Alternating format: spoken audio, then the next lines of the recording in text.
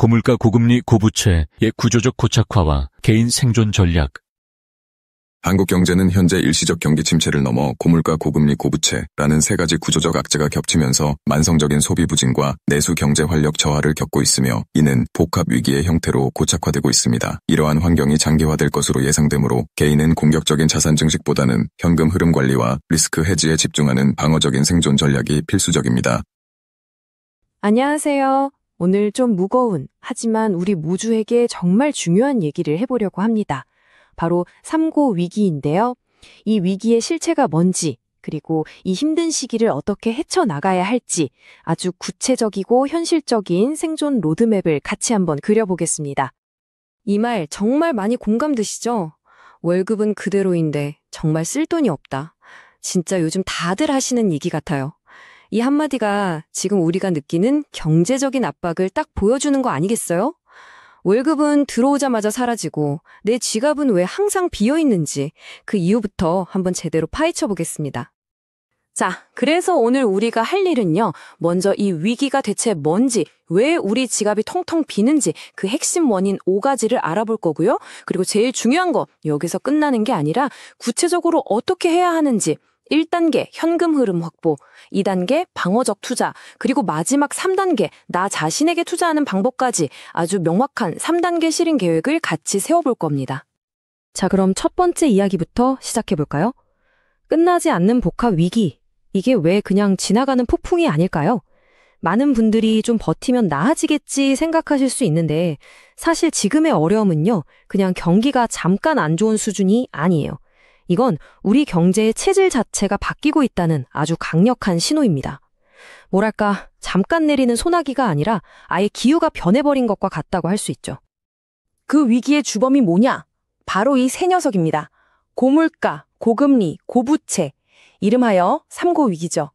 물가는 치솟고 대출 이자는 감당이 안 되고 빚은 산더미 같고 이 세 가지가 한꺼번에 마치 거대한 삼각파도처럼 우리를 덮치고 있는 거예요.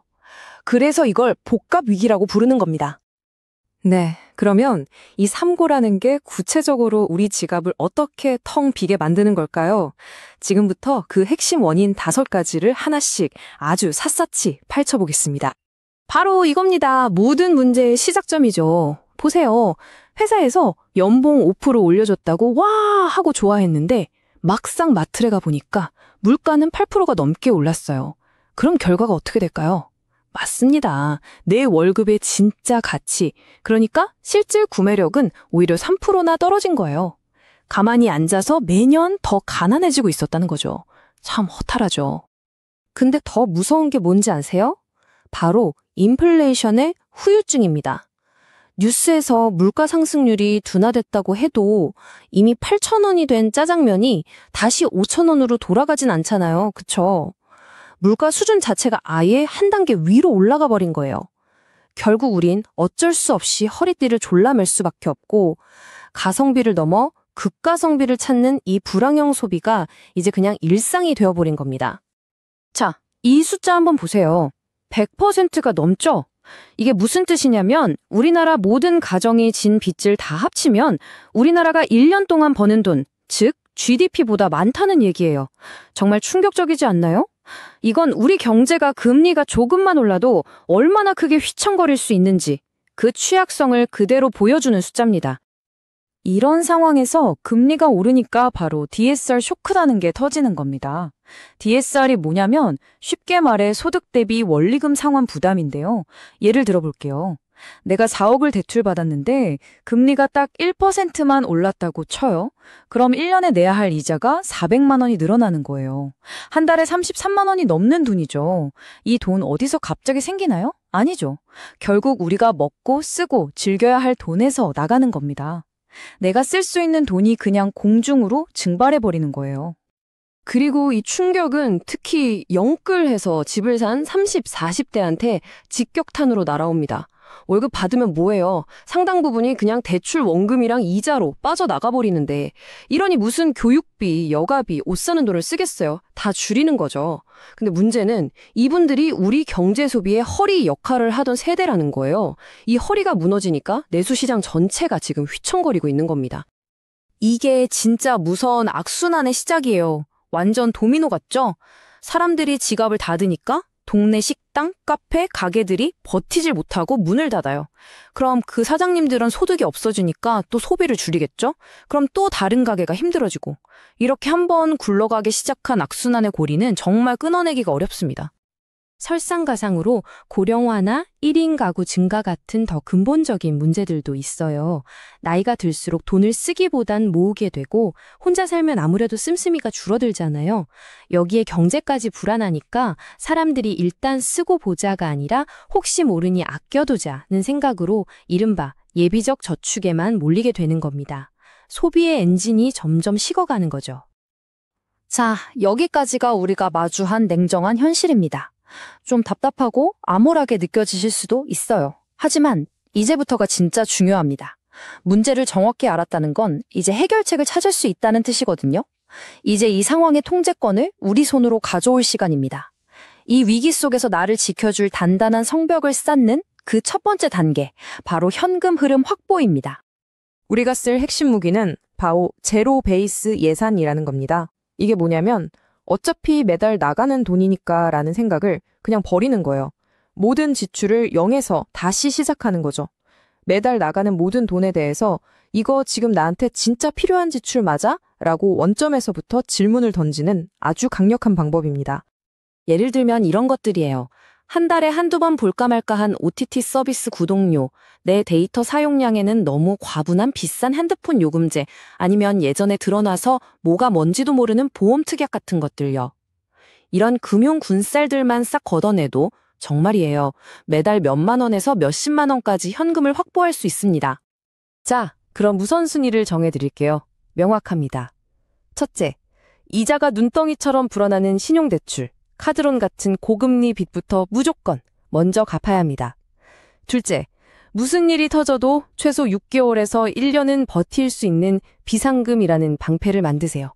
그리고 이 모든 것의 기본은 방금 말씀드린 제로 베이스 예산으로 내 돈의 흐름을 완벽하게 통제하는 겁니다. 좋습니다. 이렇게 현금 흐름이라는 튼튼한 방어선을 만들었다면 이제 다음 단계로 나아갈 수 있습니다. 2단계, 바로 방어적 투자 전략입니다. 예전처럼 무조건 가지화를 외치면서 공격적으로 수익률만 쫓던 시대는 이제 지났어요. 지금은 내 소중한 자산을 안전하게 지키는 것을 최우선으로 하면서 동시에 영리하게 불려나가는 새로운 투자법이 필요합니다. 자, 이게 바로 방어적 포트폴리오의 한 예시인데요. 여기서 중요한 건 비율보다 각 자산의 역할을 이해하는 거예요. 보세요. 40%를 차지하는 고금리 예금. 이건 이제 그냥 돈을 묶어두는 게 아니라 웬만한 투자 수익률만큼 이자를 주면서 인플레이션을 막아주는 아주 적극적인 방어 수단이 됐어요. 그리고 달러나 금 같은 안전자산은 시장에 막 흔들릴 때 내 자산을 지켜주는 보험 인셈이죠.